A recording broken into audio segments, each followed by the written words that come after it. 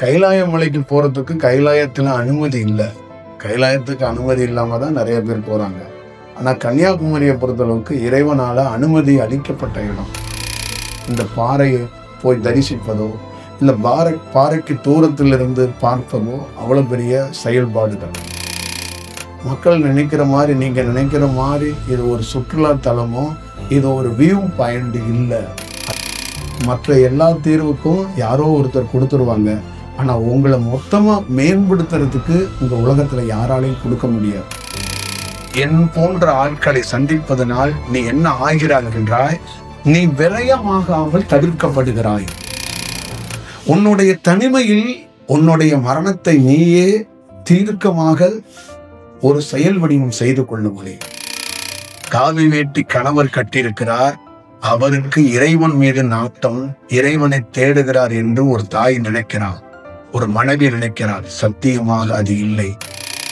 கணவன் நீண்ட காலம் இருக்க வேண்டும் என்றால் அவன் தற்காப்பு கலையில் தன்னையே ஆய்வு செய்து கொள்ள வேண்டும். எப்பொழுது வேணாலும் யாரு வேணாலும் செத்து விடலாம். சாவது பெரிய விஷயம் அல்ல. சாவையும் அறிந்து சாக வேண்டும், சாவையும் தெளிந்து சாக வேண்டும். கொஞ்சம் வளர வளர தெருதலையாக போனேன். காலையில் 11 மணிக்கு சாப்பிட்டேன், மாலையில் 4 மணிக்கு சாப்பிட்டேன், இரவு 1 மணிக்கு சாப்பிட்டேன். வெறும் மனைவியையும் குழந்தையும் காப்பாற்ற பிறந்தேன் என்று நினைத்த எனக்கு 6 கோடி பேற்றை காப்பாற்ற வேண்டும் என்ற நம்பிக்கை பிறந்தது. ஒளியோடைய பொருந்தக்கூடிய ஒரு சக்தி வாய்ந்த செயலை இந்த அறைக்குள் என்னால் செலுத்தி வைத்து விட முடியும். ஆனால் இந்த தியானத்தில் போடுகின்ற அலைவரிசையால் உன் நரம்பையும் உன் எலும்பையும் அலைவரிசையாகவே மாற்ற முடியும்.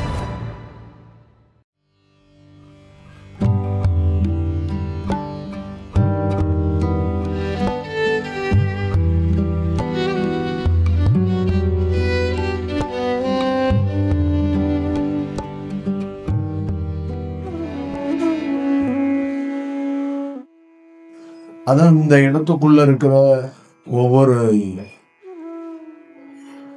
ஒவ்வொரு நாளும் நாம என்னைக்காவது வாய்ப்பு கிடைக்கும் போது வர்றதே ஒரு பெரிய தருணமா நம்ம நினைக்கிறோம்.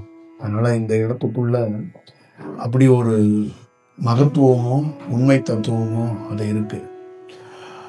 என்ன ஒரே ஒரு விஷயம்னா, திபெத்தில் சீனாவில் இருக்கிற சுற்றி இருக்கிற பகுதிகளில், நேபாள், நம்ம இந்தியாவிலேருந்து கைலாய மலைக்கு போகிறதுக்கு கைலாயத்தில் அனுமதி இல்லை. கைலாயத்துக்கு அனுமதி இல்லாமல் தான் நிறைய பேர் போகிறாங்க. ஆனால் கன்னியாகுமரியை பொறுத்தளவுக்கு இறைவனால் அனுமதி அளிக்கப்பட்ட இடம். இந்த இடத்துல மக்கள் வந்து பயன்பெறணும்னு ஒரு பயன்பாட்டுக்கு உரிய இடம். எப்படி கூடங்குளம் அணு நிலையம் எப்படி மின்சாரத்துக்காக உருவாக்கப்பட்டதோ அந்த மாதிரி இறை மின்சாரத்துக்காக உருவாக்கப்பட்ட இடம்தான் இந்த முக்கடல் சங்கமிக்கிற இடம். இந்த இடத்துல இறை வந்து ஒரு அலைவரிசையை உருவாக்கி கொண்டே இருக்கிறது. இங்கு இறை தன்மைக்காக ஒரு உற்பத்தி, ஒரு அலைவரிசைகள் உருவாக்கி கொண்டே இருக்கிறது. அப்போ ஒவ்வொரு தனி மனிதனுக்குள்ளையும் ஒரு பெரிய மாற்றத்தையும் பெரிய கிளர்ச்சியையும் ஏற்படுத்துறதுக்கு வாய்ப்பு இருக்கு. நான் இந்த இடத்த மக்கள் பயன்பாட்டுக்கு கொடுங்க ஏன்னு சொன்னேன்னா, ஒரு பாலமோ இந்த இடத்துக்கு வெவ்வேறு வழிகளில் ஏதாவது ஏற்பாடு செய்தா இங்கு இறைவனை தேடுற ஒவ்வொரு மக்களும், இந்த உலகம் முழுக்க இருக்கிறவங்க காலையிலும் மாலையிலும் இந்த பாறையை போய் தரிசிப்பதோ இந்த பாறைக்கு தூரத்திலிருந்து பார்ப்பதோ அவ்வளோ பெரிய செயல்பாடுகள். ஏன்னு கேட்டிங்கன்னா, இந்த இடத்துக்குள்ள ஒரு இறை செயல்கள் தினந்தோறும் உற்பத்தி நடந்து கொண்டே இருக்கிறது. அப்போ இந்த இடத்தை ஒரு மக்கள் பயன்பாட்டுக்குள்ள மக்கள் அதை எடுத்துக்கொள்ளணும். மக்கள் நினைக்கிற மாதிரி, நீங்கள் நினைக்கிற மாதிரி இது ஒரு சுற்றுலா தலமோ இது ஒரு வியூ பாயிண்ட் இல்லை. அதை முதல்ல என்னைக்காவது ஒரு நாள் நிச்சயமாக அதை உணர்வாங்கன்னு நான் நம்புகிறேன். நீங்கள் வேணா பாருங்க, பின்னாட்களில் இந்த கன்னியாகுமரி நகரம் இப்போ இருக்கிற மாதிரி இருக்காது. இது நிச்சயமாக ஒரு மௌனமாக வேறு மாதிரி ஒரு சூழலுக்கு உருவாகிறதுக்கு வாய்ப்புகள் நிறையா இருக்குது. அதனால் இந்த இடத்துக்குள்ள ஒரு மனிதன் ஒரு மேம்பட்ட நிலையை உருவாக்கிற முடியும் அப்படிங்கிறது தான் நான் பார்த்த அனுபவத்திலிருந்து சொல்கிறேன்.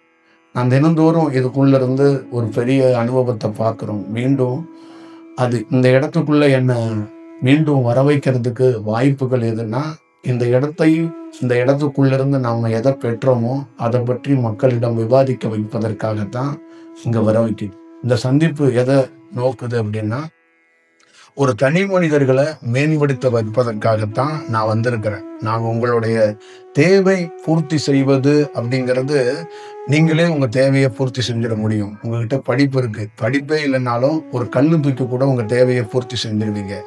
உங்களுக்கு உடல் ரீதியா பாதிப்பு இருக்கு, ஒரு மருத்துவர் உங்களுக்கு ஏதோ ஒரு ஊசியோ மாத்திரையோ கொடுத்து உங்களை குணப்படுத்திடுவாரு.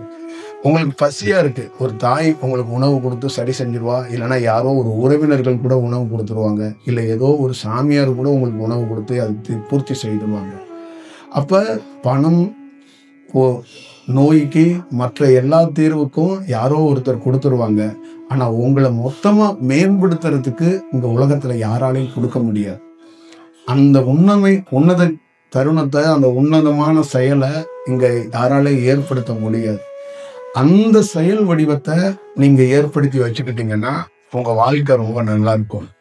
இப்ப காலம் நேரம்னு சொல்லுவாங்க. இந்த காலம் நேரம் ரொம்ப முக்கியம். இந்த காலமும் நேரம் தான் கடவுள்பாங்க. இந்த காலம்னா என்ன, நேரம்னா என்னன்னா, இதுதான் ஒரு அலைவரிசைன்னு சொல்லுவாங்க. இந்த அலைவரிசை தான் இந்த உலகத்தை இயக்கி கொண்டிருக்கிறது. சுழற்சியாக, பூமியாக, சூரியனாக, சந்திரனாக, கோள்களாக, நட்சத்திரமாக, ஆகாயமாக, பல்வேறுபட்ட ஞானிகளாக உலா வந்து கொண்டிருக்கிறது. எல்லாமே ஒரு மிகப்பெரிய அலைவரிசை. அப்போ ஒரு ஞானியாக இருக்கப்பட்டவனுக்கு அனுபவமாக இருக்கிறவன் காலமாக சுழற்சியாக சுழலவில்லை. நல்லா ஞாபகம் வச்சுக்கோங்க. காலமாக சுழற்சியாக இங்கு ஒரு பெரிய சுழற்சி நடந்து கொண்டிருக்கிறது. ஒரு தியானத்தில் ஒருவன் பெற்ற அனுபவத்தில் காலத்தை அவன் என்ன செய்கிறான் என்றால் கண்காணிக்கிறான். காலத்துக்கு வெளியேவும் காலத்துக்கு உள்ளவும், பூமிக்கு உள்ளேயும் பூமிக்கு வெளியேவும் இருந்து காலம் எப்படி சுழல்கிறது, எப்படி காலம் நகர்ந்து போகிறது, ஒவ்வொரு அலைவரிசையும் என்ன தன்மைகள் நடக்கிறது. இப்ப வானவில்ல பல்வேறுபட்ட கலர்களை நீங்க ஒரே நேரத்துல பார்க்க முடியும். அதே போல காலத்தில் பல்வேறுபட்ட கலர்கள், பல்வேறுபட்ட உயிர் துளிகள் அங்கு சுழன்று கொண்டிருக்கிறது. அந்த சுழற்சியை அவன் அதற்குள்ளே இல்லாமல் வெளியிலிருந்து ஆராய்ச்சி செய்கிறான். ஒரு மனிதன் காலத்துக்குள் சிக்கிக் கொள்கிறான். ஒரு ஞானியாகப்பட்டவன் காலத்துக்கு வெளியே வந்து காலத்தையே ஆய்வு செய்கிறான். அப்ப காலத்தை கணக்கெடுக்கிறான். காலத்தை கணக்கெடுத்து காலத்துக்குள் இருக்கின்ற செயல் வடிவத்தை, காலம் எப்படி செயல்படுகிறது என்றதையும், பனி, வெயில், மலைகள், சூரியனுடைய வெப்பத்தலனங்கள் இதெல்லாம் எப்பொழுது அதிகரிக்கும், எப்பொழுது குறையும், எந்த செயல்பாடுகளில் எதெல்லாம் எப்படி நடக்கும் என்பதை அவன் கண்காணித்து கொண்டே இருக்கிறான்.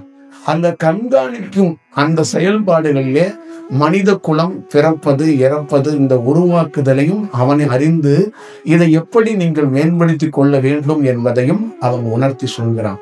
அப்போ ஒரு தனி மனிதன் எப்படி மேம்படுத்திக் கொள்ள வேண்டும் என்றால், இங்கு ஒரு தனி மனிதன் மேம்படுத்திக் கொள்வதே இல்லை. ஏன் மேம்படுத்திக் கொள்வது இல்லை என்று கேட்டால், ஒரு தனி மனிதன் தனக்காக வாழ மாட்டேங்கிறான். ஒரு தனி மனிதன் தனக்கு ஒரு நேரத்தை செலவிட மாட்டேங்கிறான். அவன் சொல்றது, அவனுடைய வியூ, அவனுடைய செயல் எல்லாம் வேறையாது. ஒரு தனி மனிதனும் இங்க வந்திருக்கிற எல்லா பேரும் உங்களுக்காக தான் வந்திருக்கீங்க. உங்களுக்காக இந்த 2 மணி நேரத்தை செலவிட போறீங்க. இந்த 2 மணி நேரத்துக்குள்ள உன்னுடைய செலவிடுதல்ல ஒரு அலைவரிசையில உன்னை பலப்படுத்திக்கிறதுக்கு ஒரு வாய்ப்பு உருவாகும். இப்ப இந்த செயல்பாடுகளை தான் தெரியாம ஒவ்வொரு மனிதனும் திண்டாடுகிறான். அப்ப ஒரு மனிதனுக்கு அந்த அலைவரிசை, அந்த செயல்பாடுகள் கிடைக்கப்பட்டா அது மிகப்பெரிய செயல் வடிவமாக இருக்கும் என்பதை நீங்க புரிஞ்சுக்கணும். அப்ப ஒவ்வொரு தனி மனிதனும் 12 மணி நேரம் வேலை செய்யறது ரொம்ப முக்கியம் இல்லை. 10 மணி நேரம், 6 மணி நேரம், 7 மணி நேரம் தூங்குறது ரொம்ப முக்கியம் இல்லை. ஒரு நாளைக்கு உன்னை நீ எவ்வளவு நேரம் தனிமைப்படுத்திக் கொண்டாய்? ஒரு நாளைக்கு நீ எவ்வளவு நேரம் உன்னையே நீ விசாரித்துக் கொண்டிருக்கிறாய்? உன்னை பற்றி நீ எவ்வளவு நேரம் அதை பற்றி ஆய்வு செய்கிறாய்? நீ படிக்கிறாய் ஒரு புத்தகம். அந்த புத்தகத்தை படித்து முடிக்க 1.25 மணி நேரம் ஆகிறது, 1.5 மணி நேரம் ஆகிறது, சமயத்தில் 4 மணி நேரம் ஆகுதுன்னு. அந்த 4 மணி நேரமும் நீ புத்தகம் படிக்கவில்லை, உன்னை நீ தனிமைப்படுத்தி வைத்திருக்கிறாய் என்று பொருள். நீ 25 நிமிடம் தியானம் செய்யும் போது அந்த 25 நிமிடமும் உன்னை நீ தனிமைப்படுத்தி வைத்திருக்கிறாய். எந்த செயலோடும் விரயம் செய்யாமல் உன்னை தனிமைப்படுத்தி வைத்திருக்கிறாய் என்று பொருள். அப்பொழுது நீ நல்ல ஞாபகம் வைத்துக்கொள், இந்த தனிமைப்படுத்துதல், இந்த தியானம் செய்தல், என் போன்ற ஆட்களை சந்திப்பதனால் நீ என்ன ஆகிறாய் என்றாய், நீ விரயமாகாமல் தவிர்க்கப்படுகிறாய். நீ காலத்தையும் நேரத்தையும் வீணடித்து விடாமல் தவிர்க்கப்படுகிறாய். ஆசையிலிருந்து விடுபடுகிறாய். தேவையற்ற செயலிலிருந்து விடுபடுகிறாய். உன்னையே நீ மாற்றிக்கொள்ள தயாராகிறாய். தாய், தகப்பன், வாத்தியார், புத்தகம், வேற எதுவும் தேவையில்லாமல் ஒரு தனி மனிதன் தன்னை தனிமைப்படுத்த அவனே மேன்மை அடைகிறான். அவனையே அவன் வளர்த்துக் கொள்கிறான். அவனையே அவன் உருவாக்கி கொள்கிறான் என்று பொருள். அப்பொழுது காது குத்து, கல்யாணம், வெளியில் இருக்கிற செயல்பாடுகள், எல்லா செயலிலிருந்தும் அவன் எதையெல்லாம் குறைத்து கொள்ள வேண்டும், எதற்கு நாம் செல்ல வேண்டும், எதற்கு நம் வீட்டில் உள்ளவர்கள் செல்ல வேண்டும், இந்த செயல்பாடுகளை எல்லாம் ஒரு மனிதன் வரையறுக்கிறான். நேரம் இல்லை, மனைவியை அனுப்பிச்சு வைக்கிறேன், எனக்கு சூழல் சரியா இல்லை, அவளை அனுப்பிச்சு வைக்கிறேங்கிறதெல்லாம் வேற. நீங்கே தியானம் செய்ய செய்ய நீ எங்கே செல்ல வேண்டும், எங்கே செல்லக்கூடாது என்பதை நீயே தீர்மானித்து விடுவான். இது வாழ்க்கையில் ரொம்ப முக்கியம். இங்க ஒவ்வொரு தனி மனிதனும் கட்டுப்பாடு இல்லாத, அவுத்து விட்டப்பட்ட காட்டு மாடுகள் போல சுத்தி கொண்டிருக்கிறான். கட்டுப்பாடு இல்லாத காட்டு மாடுகளுக்கு எந்த வரையறையும் கிடையாது. என் போன்ற ஆள்களையும் முட்டி சாய்த்து விட்டு கூட போய்விடும். அதுபோலதான் கட்டுப்பாடு இல்லாத மனிதன் வாழ்க்கை. கட்டடம் கட்ட ஓடுகிறான், கட்டடத்தை இடிக்க ஓடுகிறான், கட்டடத்தில் இருக்கின்ற கலைகளை ரசிக்க ஓடுகிறான், அதே கட்டடத்தில் உட்கார்ந்து உணவு அருந்துகிறான், அதே கட்டடத்திற்குள்ளே உட்கார்ந்து வாழ்கிறான், தூங்குகிறான், அதே கட்டடத்தில் ஒரு நாள் மாண்டு போகிறான். ஆனால் அவன் எதை செய்ய வேண்டும், எதை செய்யக்கூடாது, இந்த தியானத்தில் உன் மரணத்தை தள்ளி போட முடியும். உன்னுடைய தனிமையில் உன்னுடைய மரணத்தை நீயே தீர்க்கமாக ஒரு செயல் வடிவம் செய்து கொள்ள முடியும். இந்த செயலை யாரும் செய்வது இல்லை. செய்வதற்காகத்தான் நான் பல்வேறுபட்ட முறைகளில் உங்களிடம் சொல்லிக் கொண்டே இருக்கிறேன். இந்த காலவரையம் செய்யாதீர்கள். நீங்கள் நல்லா ஞாபகம் வைத்துக் கொள்ளுங்கள். தியானம் பண்ணுகிற ஒவ்வொருத்தருக்குள்ளேயும் நீங்கள் எல்லோரும் இங்க இருக்கிறீங்க. உங்க வீட்டில் உள்ளவங்க பாக்கி எல்லாம் மரணிப்பதற்காக அவங்க வேலை பார்த்துக்கிட்டு இருக்காங்க. நீங்க எல்லாம் மரணத்தை தள்ளி போடுவதும் உங்களை பலப்படுத்துவதற்கான வேலைகளை பார்த்து கொண்டிருக்கிறீர்கள். எல்லாம் ரொம்ப முக்கியம். காவி வேட்டி கணவர் கட்டியிருக்கிறார், அவருக்கு இறைவன் மீது நாட்டம், இறைவனை தேடுகிறார் என்று ஒரு தாய் நினைக்கிறார், ஒரு மனைவி நினைக்கிறார். சத்தியமாக அது இல்லை. தன்னை மேம்படுத்திக் கொள்வதற்காக காவி வேட்டி கட்டி தன்னையே தேடிக் கொண்டிருக்கிறான். தன்னை முழுமைப்படுத்திக் கொள்வதற்காக செயல்பட்டுக் கொண்டிருக்கிறான். இந்த பாத்திரத்தை நிறைப்பதற்காக ஒரு வேலை செய்து கொண்டிருக்கிறான். இந்த பாத்திரத்தை சுத்தம் செய்வதற்காக ஒரு வேலை செய்து கொண்டிருக்கிறான். தன்னுடைய மரணத்தையே ஒரு செயல் வடிவமாக, ஒரு புதுமையாக, வேற ஒரு வடிவத்தில் கண்காணித்து கொண்டிருக்கிறான் என்பதை அவர்களுக்கு தெரியவில்லை. அப்பொழுது மனைவி நினைக்கிறார், கணவனுக்கு ஆசை, தியானம், குரு, சித்தர் பித்து பிடித்து அலைகிறார். நாம் வீடு இருந்து குழந்தைகளை பார்த்துக் கொள்வது, உறவுகளோடு இருப்பது, இல்லை நாம் சம்பாதித்து இந்த குடும்பத்தை காப்பாற்ற வேண்டும் என்று நினைத்து அவள் தன்னை விரயம் செய்து கொண்டு மரணிக்க தயாராகி கொண்டிருக்கிறாள். நீங்கள் சுத்தி இந்த வேலை செய்ய செய்ய செய்ய உங்களை விரயம் செய்து கொண்டிருக்கிறீர்கள். அந்த விரயத்துக்குள் மாட்டி நீங்கள் மரணத்தை தேடி கொண்டிருப்பீர்கள் என்று எத்தனையோ இல்லறத்தரசியாக இருக்கிற ஒரு தாய்மார்களுக்கு தெரியவே இல்லை. ஒரு கணவன் மரணத்தை வெல்ல போராடுகிறான் என்று தெரியாமலே கணவனை பிடித்து வைக்க பார்க்கிறான். நீ போய்விடாது, ஏன் உனக்கு ஆன்மீகம்? 60 வயதில் நீ போகலாம். 60 வயதில் எங்கே போக சொல்கிறார்? சுடுகாட்டுக்கு போக சொல்கிறாளா? இல்லை, 60 வயதில் நீ எனக்கு எதுக்கும் தேவைப்பட மாட்டாய், நீ ரிட்டையர்ட் ஆகிவிட்டாய், நீ என் உடலை தொடுவதற்கு கூட தகுதியானவனாக இல்லை, அதனால் நீ ஓடி போயிரு என்று ஒதுக்கி வைக்கிறாளா? இல்லை, உன் வேலை எல்லாம் முடிந்து விட்டது, அதனால் நீ பயனற்ற பொருள், நீ போய் காசி ராமேஸ்வரத்தை குளித்துட்டு பித்து பிடித்து சுத்தி வா என்று சொல்கிறாளா? இளமையிலே ஒரு மனிதன் முதுமையை வெல்வதற்கும் தன்னையே பாதுகாத்துக் கொள்வதற்கும் ஒரு தற்காப்பு கலையை ஒருவன் சுய பரிசோதனை செய்ய ஒரு பெண்ணும் ஒரு தாயும் ஒரு தகப்பனும் அனுமதிப்பதில்லை. மனைவியாக இருப்பவள் தன் கணவனிடம் எதை புரிந்து கொள்ள வேண்டும் என்றால், கணவன் நீண்ட காலம் இருக்க வேண்டும் என்றால் அவன் தற்காப்பு கலையில் தன்னையே ஆய்வு செய்து கொள்ள வேண்டும். அதற்கான ஒரு வாய்ப்பை உருவாக்கினால்தான் இங்க வாழ முடியும். 3 வேளை சோறு தின்னு நிறைய பணம் சம்பாதித்தால் இங்கு நீங்கள் ரொம்ப நாள் உயிர் வாழ்ந்து விட முடியாது. நல்ல ஞாபகத்துக்கு வைத்துக் கொள்ளுங்கள். இந்த உடலை தற்காத்து கொள்ள வேண்டும் என்றால் காலம் என்றால் என்ன? அந்த கால அலைவரிசையில் ஒருவன் காலத்தை கணிக்க முடியாது, காலத்தை தெரிந்து கொள்ள முடியாது. இங்கு தனிமையில் தியானம் செய்கின்ற ஒவ்வொருத்தனும் காலத்துக்குள் நடக்கிறான். என்னோடு தியானம் செய்கிற ஒவ்வொருத்தனும் காலத்துக்குள் நடக்கிறான். அப்ப காலம் என்பது என்ன? ஒரு அலைவரிசை. அந்த அலைவரிசையோடு நடக்க முடியாது. ஆனால் அவனை நடப்பதற்கு அந்த காலம் அனுமதிக்கிறது. ஏன் அனுமதிக்கிறதுனா அவனுக்குள்ளேயும் ஒரு அலைவரிசை இருக்கிறது. அப்பொழுது காலம் என்ன பார்க்கிறது என்றால், இவன் எப்படி இந்த அலைவரிசையை பெற்றான், இவன் யார் என்று பார்க்கிறது. அப்பொழுது இவனுக்கு இந்த செயல்பாடுகளை, இவனுக்கு பீட்டி வாத்தியார் மாதிரி இருந்து இந்த அலைவரிசையை எவன் கொடுத்தான், எப்படி காலத்துக்குள் நடக்க வைத்தான், எப்படி இந்த செயல் சாத்தியமானது, அப்படி என்றதை அது கண்காணித்து பார்க்க வியக்கிறது. அப்பொழுது எத்தனையோ பேர்களுக்கு, ஞானிகளுக்கு நம் ஒரு அலைவரிசையை கொடுக்கிறோம். ஆனால் அந்த அலைவரிசையை வைத்துக் கொண்டு விபூதி வர வைப்பதற்கும் பட்டுப்புடை வைப்பதற்கும் வாய்க்குள்ளிருந்து தங்கம் வர வைப்பதற்கும் கற்றுக் கொடுக்க குருமார்கள் வருகிறார்கள்.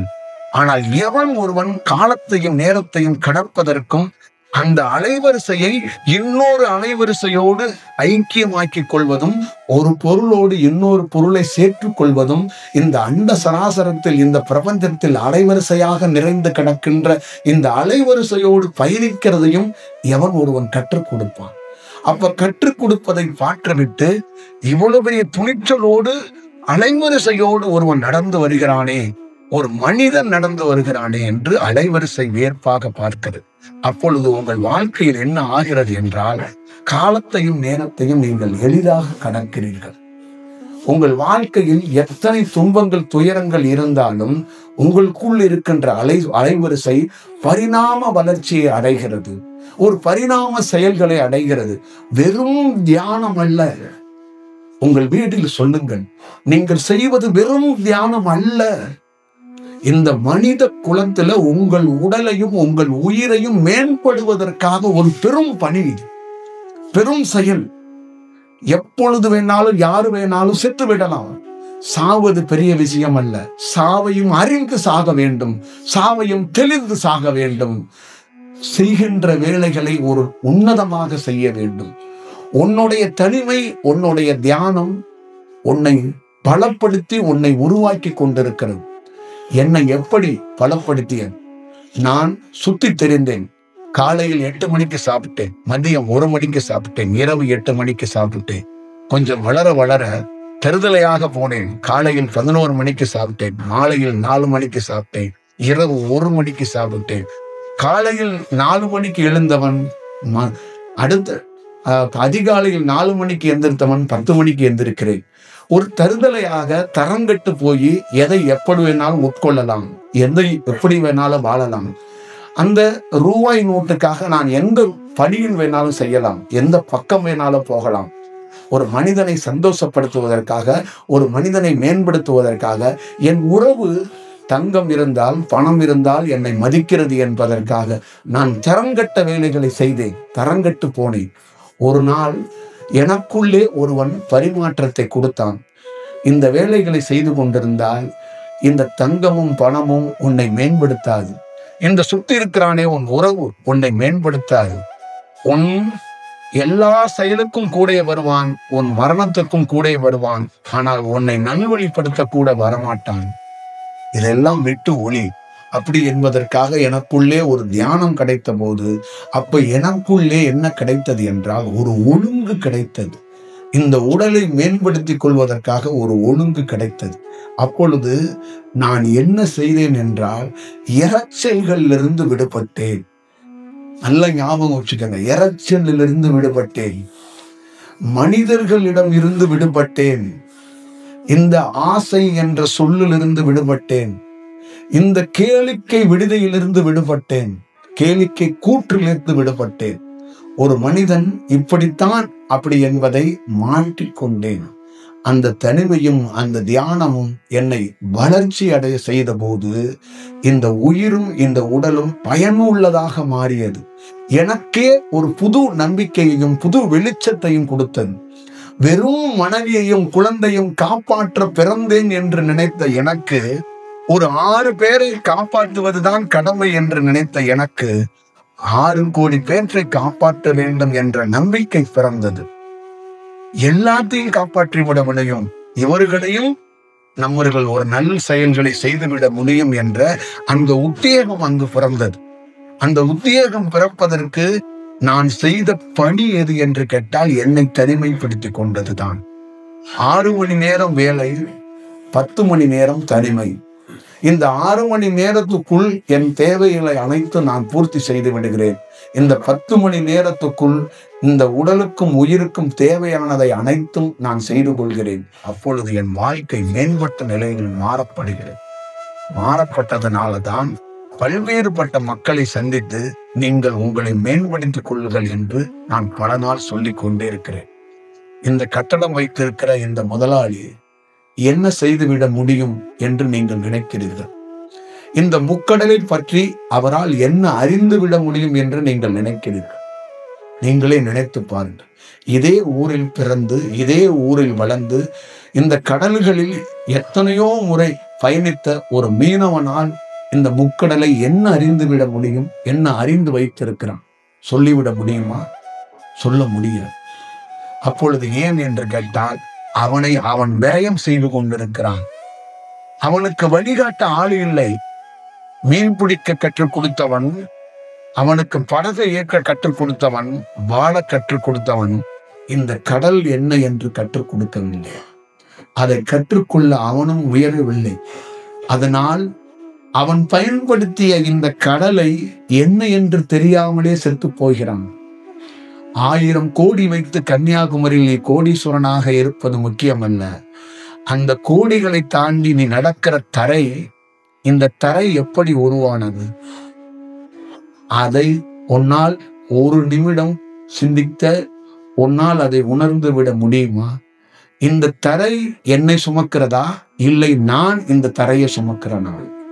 இந்த தரைக்கும் நமக்கும் ஏதாவது ஒரு தொடர்பு இருக்கிறதா? எதற்காக இந்த தரை என்னை சுமந்து கொண்டே இருக்கிறது? அப்படி என்று எவனாவது ஒருவனால் இதை பற்றி ஒரு ஆய்வு செய்துவிட முடியுமா? முடியாது. அதுபோல் இந்த கடலை ஒரு செயல் ஆய்வு செய்துவிட முடியுமா? முடியாது. இந்த இடத்துக்குள் இந்த முதலாளியால் எதையும் செய்ய முடியாத ஒரு செயலை என்னால் செய்ய முடியும். 25 நிமிடத்துக்குள் இந்த அறைக்குள் ஒரு மாபெரும் சக்திகளை என்னால் செலுத்திவிட முடியும். கண்ணுக்கு தெரியாத உயிர் சக்திகளை இந்த அறை முழுக்க என்னால் நிரப்பி வைத்து விட முடியும். 15 நிமிடத்துக்குள் இந்த அறையை ஒரு சுத்தமான பேர் ஒளியோடைய பொருந்தக்கூடிய ஒரு சக்தி வாய்ந்த செயலை இந்த அறைக்குள் என்னால் செலுத்தி வைத்து விட முடியும். அதே 15 நிமிடம் கழித்து இந்த அறைக்குள் செலுத்தப்பட்ட அதே சக்தியை எனக்குள்ளே திருப்பி வாங்கி கொண்டு என்னால் போக முடியும். அவரால் இது செய்ய முடியாது. அப்பொழுது ஒரு மனிதன் எப்படி மேன்மை பெற வேண்டும் என்பது புரிந்து கொள்ளுங்கள். இல்லை என்றால் நிச்சயமாக உங்கள் வாழ்க்கையில் நீங்கள் ஒரு என்ன சம்பாதித்து என்ன புகழை அடைந்தாலும் நீங்க ஒரு டிஸ்டர்ப் ஆகி தான் தன்னுடைய வாழ்க்கையை முடிப்பீங்க.